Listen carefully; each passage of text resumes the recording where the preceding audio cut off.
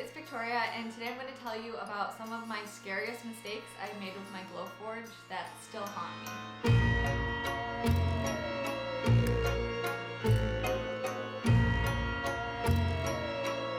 And while I'm chatting today, I'll be showing myself making these Halloween earrings. The first mistake is opening up the Glowforge lid too fast. One week while I was cutting a lot of wood, I developed a persistent cough.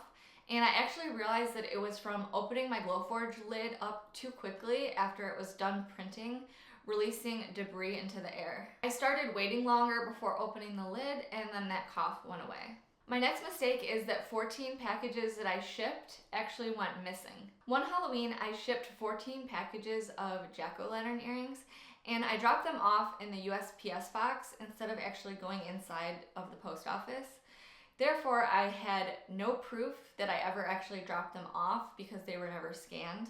Those packages never showed up, they just completely went missing, and I ended up having to message all of my customers, redo their orders, and ship them back out again, which was so painful. I've occasionally neglected to check my Glowforge while it's printing, only to find at the end that there are mistakes due to incorrect settings or other issues. This obviously wastes a lot of material, so the lesson in this is to make sure to monitor your jobs closely to ensure the Glowforge is printing correctly. This video is sponsored by my Patreon, where you get to download all the files I've ever created for just $10 a month. Plus, you get all the files that I make in the future as long as you remain a member, and I'm adding new files every single month. So if you're interested, I'll have a link to my Patreon in the description where you can check it out. In the early days with my Glowforge, I used 1/4 inch thick plywood from Home Depot to make a sign.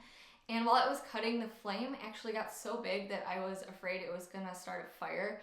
Now I'm just much more careful with my material choices. The next mistake is not cleaning my Glowforge enough. The exhaust fan is supposed to get rid of fumes and debris, but if you're not cleaning it, it will get clogged and your machine will get super smoky. The next mistake is not removing film from acrylic. So acrylic usually comes with a protective film over it. At first I would leave that film on, but that was a big mistake. The horror of peeling the film off every tiny piece I cut was such a waste of time. In my experience, the laser cutter never really does that much damage to the acrylic, so I don't think it's worth it to leave on. The next mistake is not doing test cuts on cheap material. When I first started laser cutting, I would do all my tests on the material that I plan to use for the final product.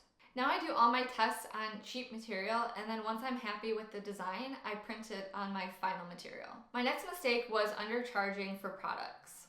When I started selling custom pet earrings, I was only selling them for $18 a pair. I gradually increased my prices, and eventually I was selling them for $35 to $45 a pair.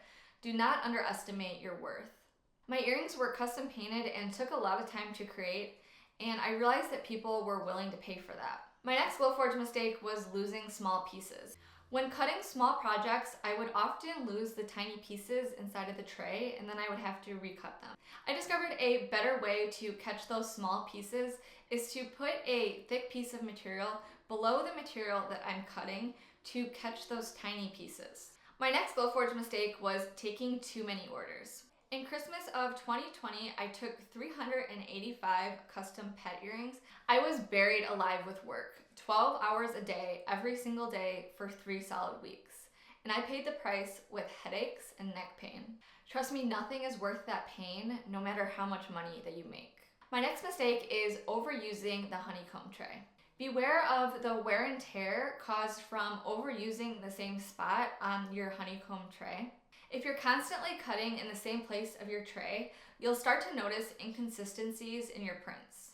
That's all I have for this video, and I hope you learn from my mistakes and keep your Glowforge projects running smoothly this spooky season. If you're interested in my Patreon, I'll have it linked in the description below. Thanks for watching. Bye!